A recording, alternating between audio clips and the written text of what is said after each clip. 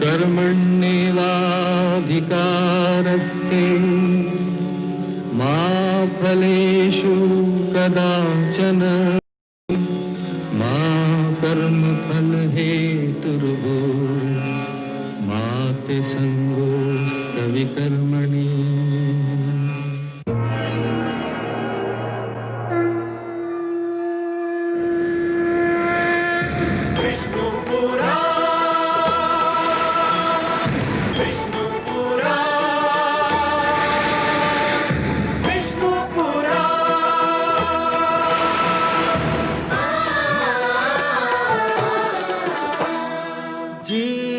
ज्ञान ब्रह्म ज्ञान अथ श्री विष्णु पुराण ओम की कथा महान जय श्री विष्णु पुराण विष्णु पुराण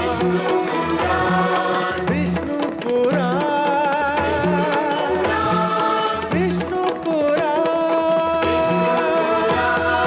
प्रगटे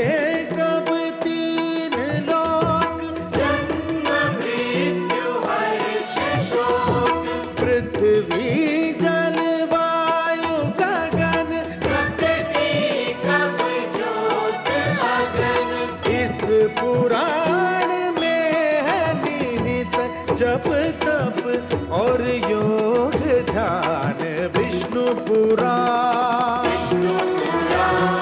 विष्णु पुराण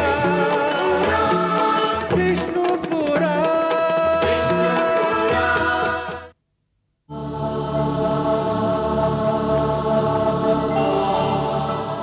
ये मेरे आप्त वचन है, ये मेरे वेद हैं, ये मेरे सबसे बड़े वरदान हैं। मानवता को ये मेरा उपहार है। ये मेरे आप्त वचन तुम्हें और तुम्हारे उपरांत आने वाली हर पीढ़ी को जीवन के नियमों का ज्ञान देंगे।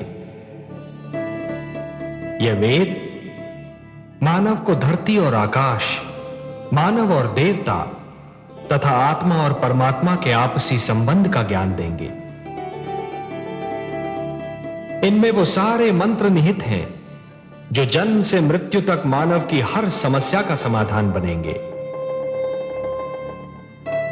हे मनु, मेरे आप्त वचन मानव को प्रकृति से शक्ति प्राप्त करने की प्रेरणा देंगे, जीवन से प्रेम करने की शिक्षा देंगे। ये तुम्हारे मार्ग के दीपक हैं। और हे सप्तऋषिगण, आप इन मंत्रों के सर्वप्रथम दृष्टा हैं। धन्य हो प्रभु, आप वास्तव में कृपा निधान है। अपने आप्त वचन का दृष्टा बनाकर आपने हमें यह भी ज्ञान दिया कि हमारे अस्तित्व का उद्देश्य क्या है, हमारा लक्ष्य क्या है। हे मनु और शतरूपा, तुम्हें इनकी रक्षा करनी होगी। इस धरोहर को मानव जाति तक पहुंचाना होगा। हे नीलकांत, मैं वचन देता हूं कि मानवता की इस धरोहर की मैं अपने प्राणों से भी अधिक रक्षा करूंगा। हे लक्ष्मीपति, मैं आपके आप्त वचन को अपने तन मन में यूं सुरक्षित कर लूंगी कि इनकी शिक्षा मेरा दूध बनकर मेरी संतान के रक्त में घुल जाएगा। तो फिर संभालो अपनी धरोहर को। मेरे क्षीर सागर लौटने का समय आ गया है।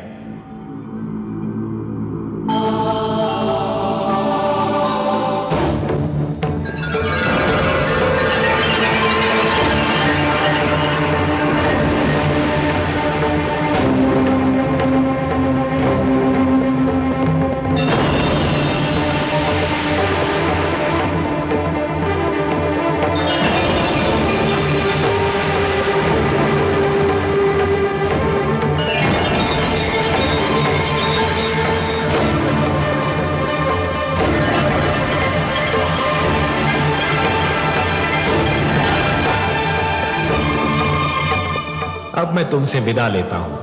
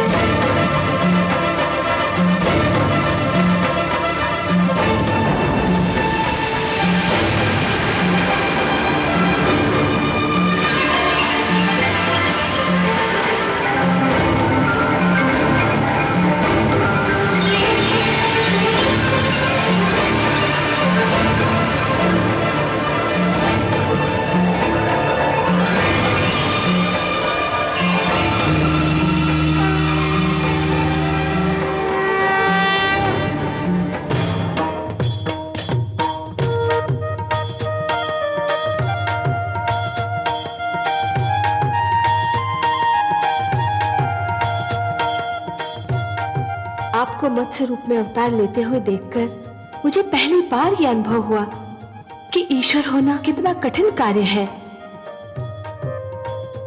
ईश्वरत्व की कठिनाइयों का अनुभव केवल ईश्वर ही कर सकता है। आपने अपना इतना सुंदर रूप छोड़कर मत्स्य रूप धारण किया। कितना कठोर था यह निर्णय। प्रिय, भक्तों के लिए तो मैं कुछ भी कर सकता हूं। मत्स्य रूप तो क्या, यदि मानव कल्याण के लिए मुझे इससे भी अधिक कुरूप रूप धारण करना पड़े तो भी मैं संकोच नहीं करूंगा। और प्रिय, लगता है कि उस रूप को धारण करने का समय अतिशीघ्र आने वाला है। मैं मां हूं, धरती मां। श्री विष्णु भगवान ने अपना वचन निभा दिया। उन्होंने मेरे आंगन में आकर मुझे पावन कर दिया, परंतु मैं अभी तक घटनाओं के झंझार से संभल नहीं पाई हूं। मैं सोचती रही कि जब ज्ञानियों का विरोध होता है तो वे इस विरोध के उत्तर में अपने भीतर की कमी को ढूंढने और उसे दूर करने का प्रयास करते हैं, किंतु जब अज्ञानी किसी विरोध का सामना करता है तो वो अहंकार के कारण अपने अंतर के सारे प्रवेश द्वार बंद कर लेता है। क्रोध को अपना अस्त्र और अहिंसा को अपनी ढाल बना लेता है। दानव संस्कृति की पताका फहराने वाले हैग्रीव को यही तो भय था कि ज्ञान का प्रकाश फैल गया तो फिर उस जैसे अज्ञानी का नेतृत्व कौन स्वीकार करेगा। मैंने उसके मृत शरीर को ध्यान से देखा तो मुझे लगा कि यह किसी दानव का नहीं, यह तो एक प्रवृत्ति का मृत शरीर है जो हर युग में ज्ञान का मार्ग रोकने का प्रयत्न करेगा और हर युग में उसका यही परिणाम होगा। परंतु हैग्रीव जो भी था, जैसा भी था, एक माता का पुत्र था और माता तो मैं भी हूं। इसलिए मैं उसकी माता दनु के दुख से दूर कैसे रह सकती हूं।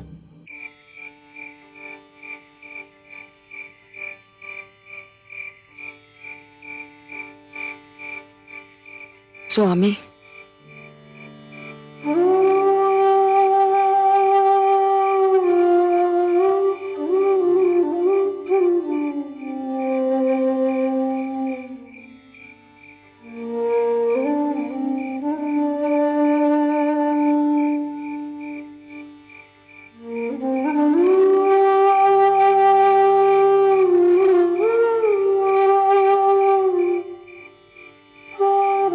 यदि आप मुझे कोई समाचार सुनाने आई हैं देवी, तो उसकी कोई आवश्यकता नहीं। समाचार मुझ तक पहले ही पहुंच चुका है। मैं कुछ और कहने आई हूं स्वामी। कहिए। पुत्र हैग्रीव का शव चिता पर रखा है, केवल आपकी प्रतीक्षा है। आप नहीं चलेंगे? नहीं देवी। क्या मरने वाला आपका पुत्र नहीं था? पुत्र अवश्य था, परंतु मेरे लिए वो उसी दिन मर गया था जिस दिन उसने मेरा बताया मार्ग छोड़कर हिंसा के मार्ग पर पहला पग रखा था। चिता पर जो शव रखा है वो तो एक शरीर है, एक ऐसे अपराधी का जिसे दंड मिलना ही चाहिए। उसे तो इससे भी कड़ा दंड मिलना चाहिए था। परंतु स्वामी, इस पूरी घटना में परंतु का कोई स्थान नहीं है देवी। उसने महान वेदों की चोरी की थी। उसने उजाले को अपने अज्ञान और अहंकार के अंधेरे से ढांपना चाहा था, और वही अंधकार उसे स्वयं निकल गया। नहीं देवी, मैं वहां नहीं जाऊंगा।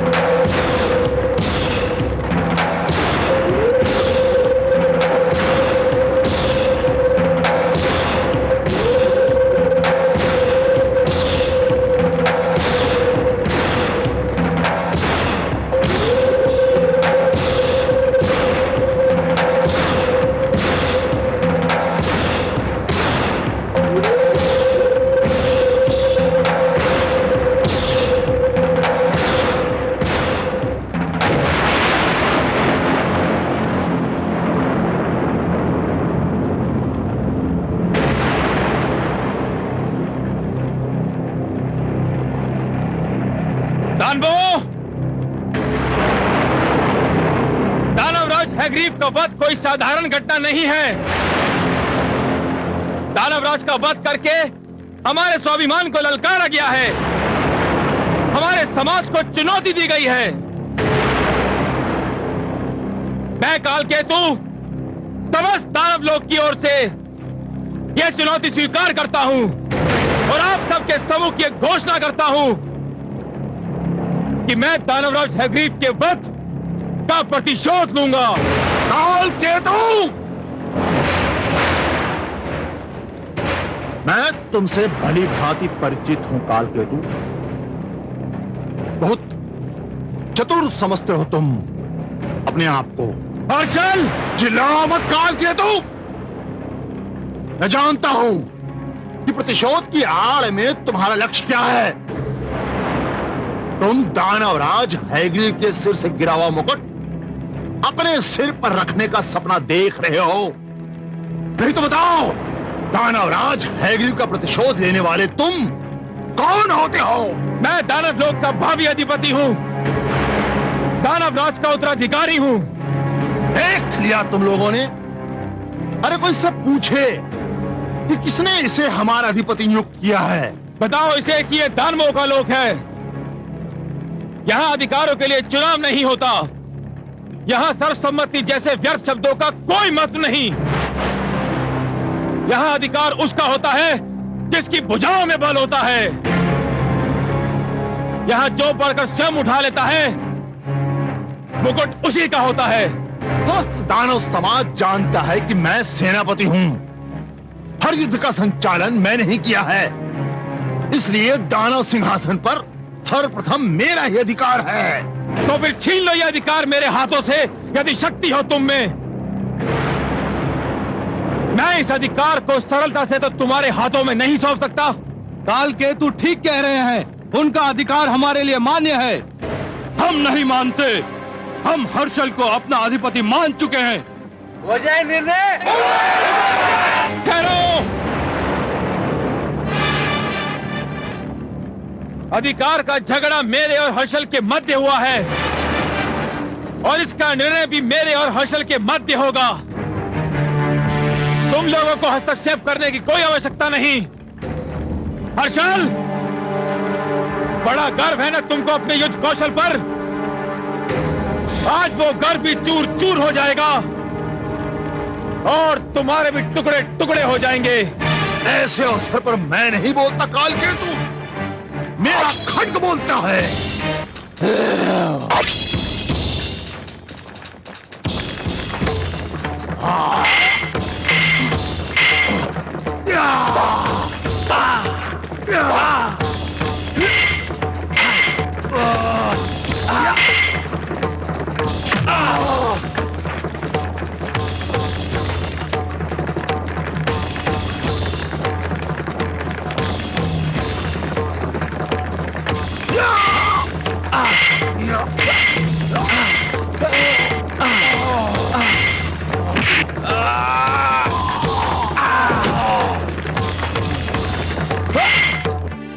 पर मैं तो चाहूंगी अपने पुत्र के अंतिम दर्शन को।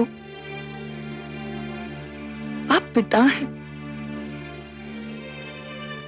आप भावनाओं से ऊपर उठकर उसकी बुराइयों को देख सकते हैं, पर मैं तो मां हूं। ये कैसे संभव है कि जिस पुत्र को मैंने अपनी गोद में थपकियां देकर सुलाया था, आज वो जब चिर निद्रा में सोया है, मैं उसे देखने न जाऊं। यही तो समस्या है। कुछ माताएं अपनी भावनाओं से ऊपर उठ ही नहीं पाती, फिर वही परिणाम जो आज आपके सामने है। किंतु मैं आपको रोकूंगा नहीं। मैं आपकी ममता की भावना को अच्छी तरह समझता हूं, उसका आदर करता हूं, किंतु एक चेतावनी देना भी अपना कर्तव्य समझता हूं। कैसी चेतावनी स्वामी?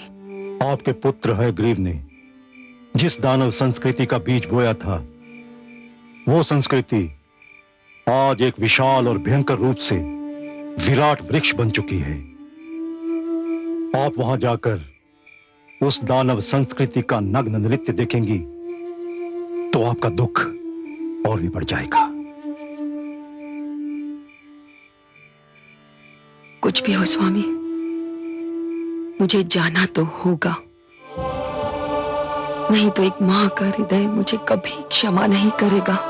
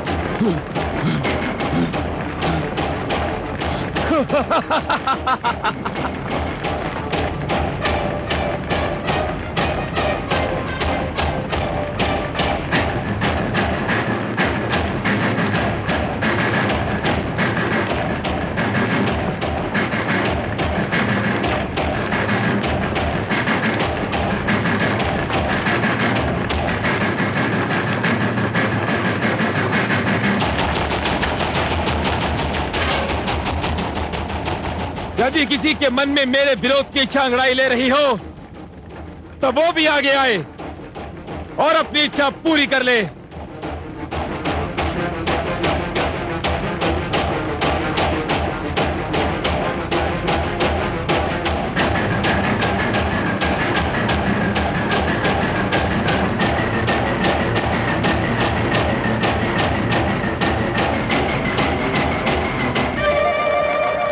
सत्य कहा था मेरे स्वामी ने कि यहां आकर मेरा दुख बढ़ जाएगा।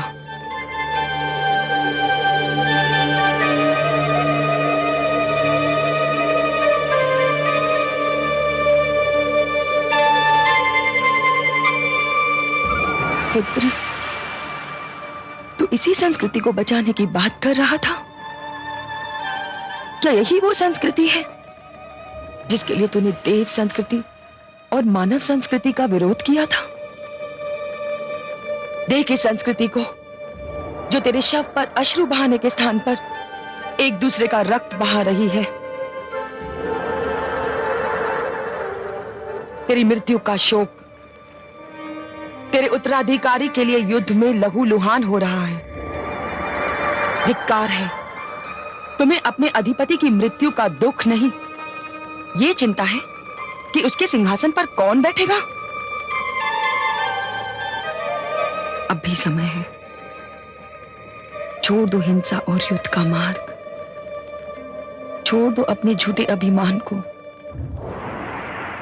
मत जाओ उस राह पर जिस राह पर रखा हुआ हर पग तुम्हें विनाश से एक पग और निकट कर दे। आज एक माता रो रही है। यदि तुम लोगों ने अपना हट नहीं छोड़ा तो कल सहस्त्रों माताएं मेरी ही भांति रोती रहेंगी। क्षमा करे राजमाता, परंतु आप जो कह रही हैं वो एक साधारण माता के लिए तो उचित है, पर उस राजमाता के लिए नहीं जिसका स्वाभिमानी पुत्र विष्णु के हाथों मारा गया हो। तो तुम्हारे विचार में मुझे क्या करना चाहिए? इस समय तो आपको हमें शपथ दिलानी चाहिए कि हम जब तक दानवराज हैग्रीव के वध का प्रतिशोध न लें, चैन से न बैठे। प्रतिशोध? कैसा प्रतिशोध? क्या प्रतिशोध करके तुम मेरे पुत्र के ठंडे शरीर में जीवन की गर्मी लौटा सकते हो? मैं जानती हूं कि प्रतिशोध से तुम्हारा तात्पर्य क्या है। प्रतिशोध के नाम पर तुम इन लोगों के मन में घृणा का विष घोल रहे हो, क्योंकि तुम्हारे जैसे लोग केवल घृणा फैलाकर ही सत्ता प्राप्त कर सकते हैं। नहीं राजमाता, घृणा मैं नहीं फैला रहा हूं, घृणा फैला रहे हैं देवलोक के वासी, वो देवता जिनसे हमारी शक्ति देखी नहीं जाती, हमारी उन्नति जिनकी आंखों में कांटों के समान खड़कती है। वही सदा हमारे विरुद्ध पक्षपात करते हैं, हमें नीचा दिखाने का अवसर ढूंढते हैं।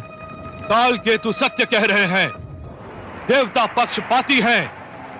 हम देवताओं को इस पक्षपात का दंड देंगे। हम काल केतु के साथ हैं। देवलोक पर आक्रमण होगा।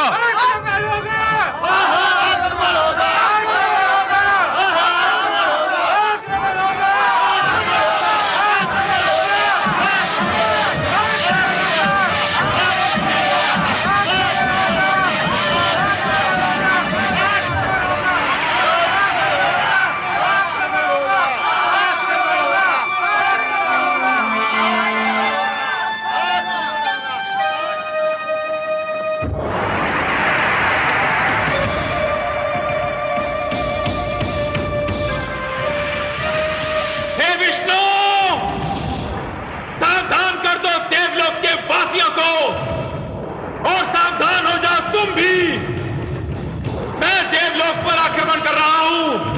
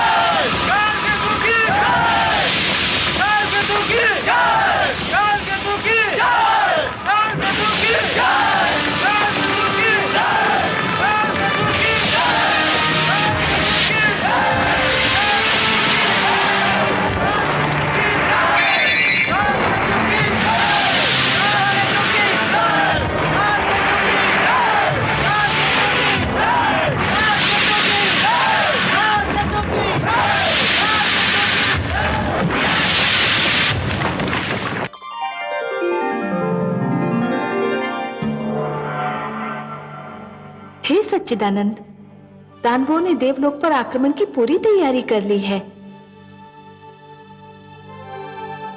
देवलोक पर युद्ध के बादल छा रहे हैं कमल नयन। दानवों से और आशा भी क्या की जा सकती है महादेवी। बिच्छू का किसी को डंक मारना केवल उसकी प्रवृत्ति ही नहीं, उसकी विवशता भी है, क्योंकि डंक मारकर ही तो वो अपने अस्तित्व का प्रमाण देता है।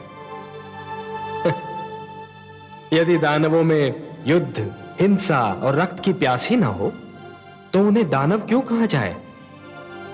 वो धर्म की रक्षा के लिए युद्ध नहीं करते देवी, वो तो युद्ध को ही अपना धर्म मानते हैं, परंतु वो मूर्ख ये नहीं जानते कि जो द्वेष और घृणा को अपनी संस्कृति मानते हैं वो उसी द्वेष और घृणा की अग्नि में भस्म भी हो जाते हैं, क्योंकि द्वेष और घृणा दूसरों को कम क्षति पहुंचाते हैं, स्वयं को अधिक।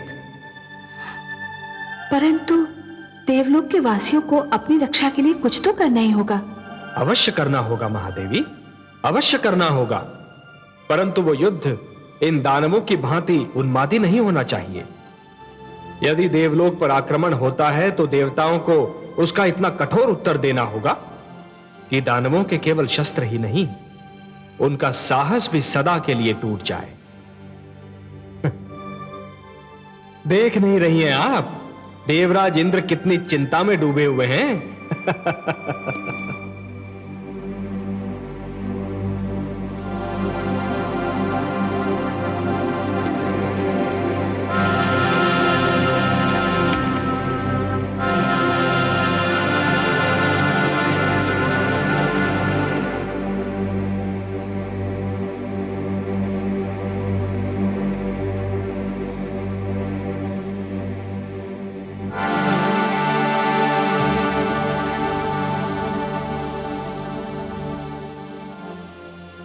देवलोक के स्वामी किस चिंता में खोए हुए हैं कि उन्हें मेरे आने का ज्ञान तक नहीं? आप तो वास्तव में बहुत चिंतित दिखाई दे रहे हैं नाथ। माना कि दानव अपनी शक्ति बढ़ा रहे हैं, पर अभी उनकी शक्ति इतनी अधिक नहीं बढ़ी कि आपको चिंता में डाल दें। वो पहले भी आपसे टकरा चुके हैं और उसका परिणाम भी देख चुके हैं। क्या आप उनके संभावित आक्रमण से चिंतित हैं?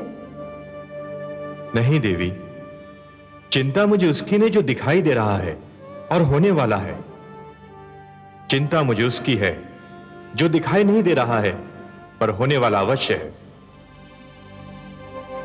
बस ये ज्ञात नहीं कि क्या होने वाला है और कब होने वाला है। स्वामी, मैं समझी नहीं, आप किस घटना की बात कर रहे हैं? दानव युद्ध की तैयारी कर रहे हैं, मुझे दिखाई दे रहा है। उनका आक्रमण होने वाला है, मैं जानता हूं। पर एक और संकट है देवी जो दिखाई नहीं दे रहा है, पर न जाने कब क्या रूप धारण कर ले।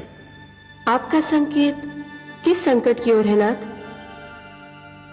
एक ऐसा संकट जिसको कुछ परिस्थितियों ने जन्म दिया था, कुछ ऐसी परिस्थितियां जो हमने जानबूझकर नहीं उत्पन्न की थी। मैं अब भी नहीं समझी देव।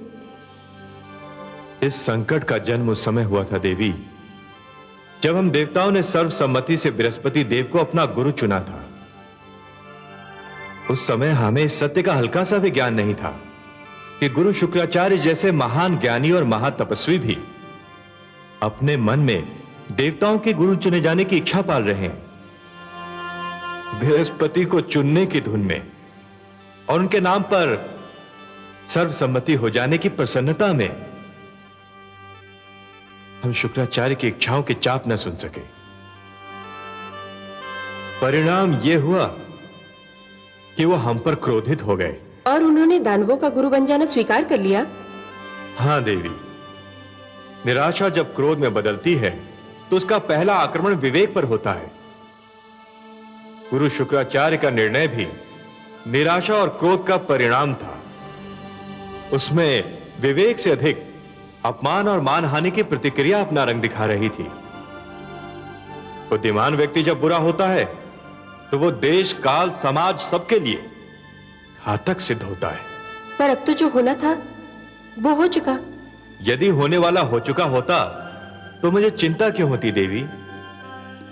चिंता तो यही है कि क्या होगा और कब होगा। दानव अपनी शारीरिक और भौतिक शक्ति के बल पर लड़ते हैं, उन्हें परास्त करना कठिन नहीं। पर शुक्राचार्य का शस्त्र उनका मस्तिष्क है। वो विद्वान है और विद्वान का अहंकार चोट खाता है तो घायल नाग की भांति घातक होता है, जो न जाने कब किधर से आक्रमण करके। शुक्राचार्य का अहंकार मेरे लिए ऐसा प्रश्न चिन्ह है जो चिंता को जन्म देता है, उत्तर नहीं बताता।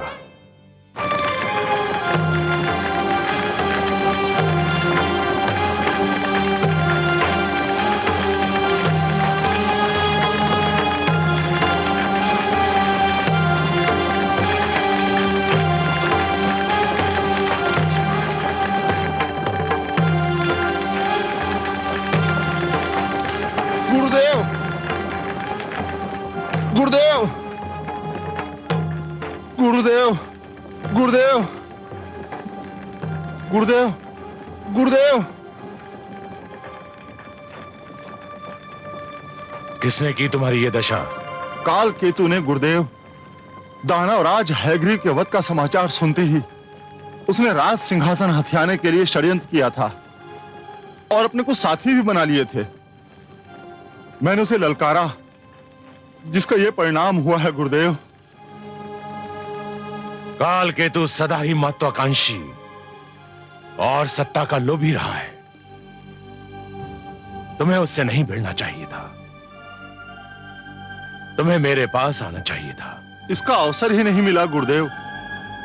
ये सब कुछ एक सोची समझी योजना के कारण अवश्य हुआ था, पर हुआ था इतना अचानक कि किसी के पास कुछ भी सोचने समझने के लिए समय ही नहीं था। और अब तो जो होने वाला है वो इससे भी बुरा होगा गुरुदेव। काल केतु ने देवलोक के विरुद्ध युद्ध की घोषणा कर दी है। क्या? हाँ गुरुदेव, आक्रमण किसी भी समय हो सकता है, युद्ध किसी भी क्षण छिड़ सकता है। नहीं, यह बहुत बड़ी भूल होगी। देवताओं से युद्ध आवश्यक है, उन पर आक्रमण होना ही चाहिए। मुझे स्वयं देवताओं से अपने अपमान का प्रतिशोध लेना है, पर उसके लिए समय और स्थान मैं चुनूंगा। परंतु काल केतु तो युद्ध का निर्णय ले चुका है गुरुदेव। उसे रोकना होगा, उसे बताना होगा कि अंधेरे में उठाए हुए पग के बारे में कोई नहीं जानता कि वो समतल भूमि पर पड़ेगा या किसी गड्ढे में। काल केतु अपनी भावुकता में कोई भयंकर भूल न कर बैठे। मैं स्वयं तुम्हारे साथ चलता हूं।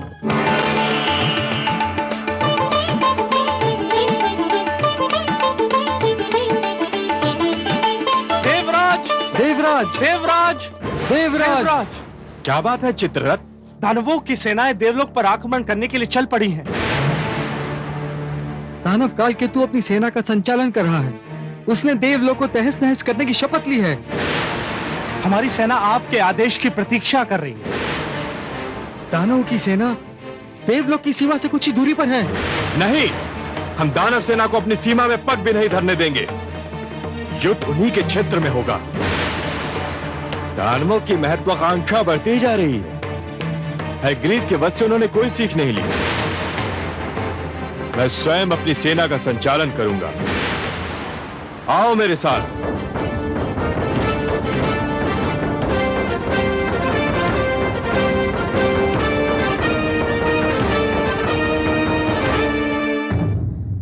मैं मां हूं, धरती मां।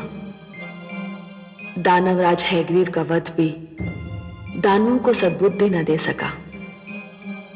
होना तो ये चाहिए था कि दानव समझ लेते कि जिस अज्ञान के कारण हैग्रीव को अपने प्राणों से हाथ धोना पड़ा, वो अज्ञान उन्हें भी उसी अंत तक पहुंचा सकता है। परंतु विनाश काले विपरीत बुद्धि, उन्होंने देवताओं के विरुद्ध युद्ध की घोषणा कर दी।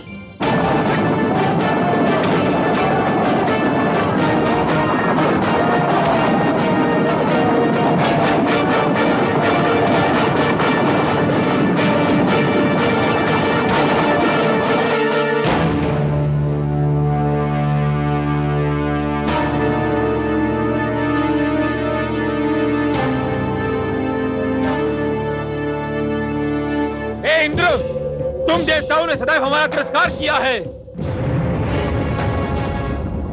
तुम्हारे मन में हमारे प्रति घृणा और द्वेष का भंडार भरा है। तुम समझते हो उन्नति और समृद्धि पर केवल तुम्हारा अधिकार है, क्योंकि तुम हमसे श्रेष्ठ हो। परंतु आज तुम्हें ज्ञात हो जाएगा कि हम दानव कभी तुम्हारा प्रभुत्व स्वीकार नहीं करेंगे। आज हम तुम्हारा घमंड चूर चूर कर देंगे। हे दानवों, आगे बढ़ो और देव सेना को उनकी सीमा के भीतर खदेड़ दो। सुनो काल केतु, तुमने सदैव हिंसा, युद्ध और व्यभिचार में रुचि दिखाई है। तुम सदैव असत्य और अधर्म के मार्ग पर चलते रहे हो और हम सदैव सत्य और धर्म का पालन करते रहे हैं। इतिहास साक्षी है कि सत्य असत्य पर और धर्म अधर्म पर विजय पाता रहा है और आज भी यही इतिहास दोहराया जाएगा। वीरों, इन दानवों को आज ऐसी पराजय दो ये युद्ध का नाम तक भूल जाएं। अभी इन दानवों ने हमारे वज्र का प्रभाव नहीं देखा है। आक्रमण करो, आक्रमण करो।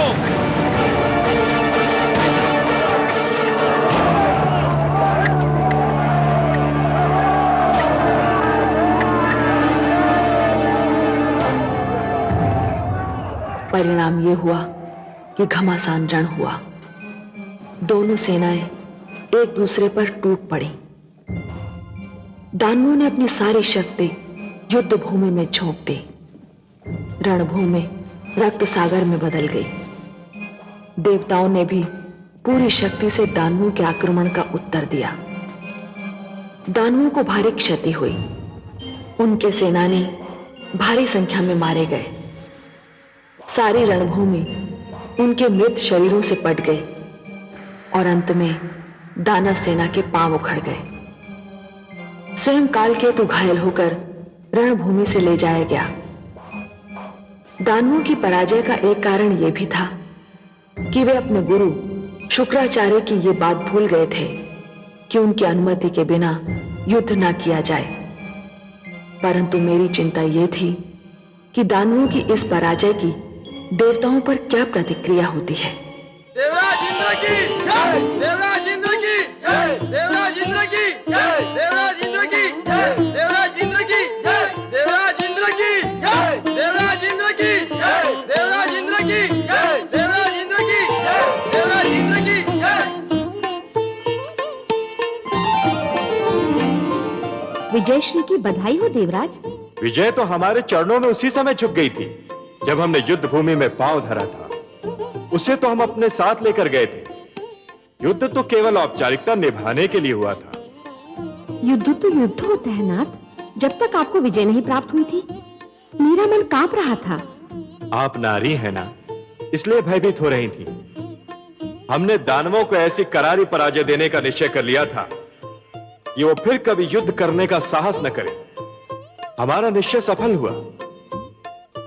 दानव भूल गए थे कि वो किसी साधारण देवता से नहीं, देवराज इंद्र से टकराने जा रहे हैं। अब देवराज इंद्र का नाम सुनते ही उनके शरीर में कपकपी दौड़ जाया करेगी। देवराज इंद्र की यह विजय उनकी आने वाली 7 पीढ़ियां भूल नहीं पाएंगी। मैं महान हूं देवी, मैं महान हूं। बोल बड़ा मत बोलिए, जाने कब क्या हो। बहुत करे अभिमान जो अपना आपा खो। जीत हार संसार में है ईश्वर के हाथ। रंग बदलता है समय, मत भूलो ये बात, मत भूलो ये बात। जो सुनेगा ये पुराण पाएगा सुख और ज्ञान, पाएगा सुख और ज्ञान। कर्म को ही धर्म जान, प्रेम की तू छेड़तान, प्रेम की तू छेड़तान। बीते युग बता रहे हैं, बीते युग बता रहे हैं, सत्य पथ पे चल सुजान। विष्णु पुराण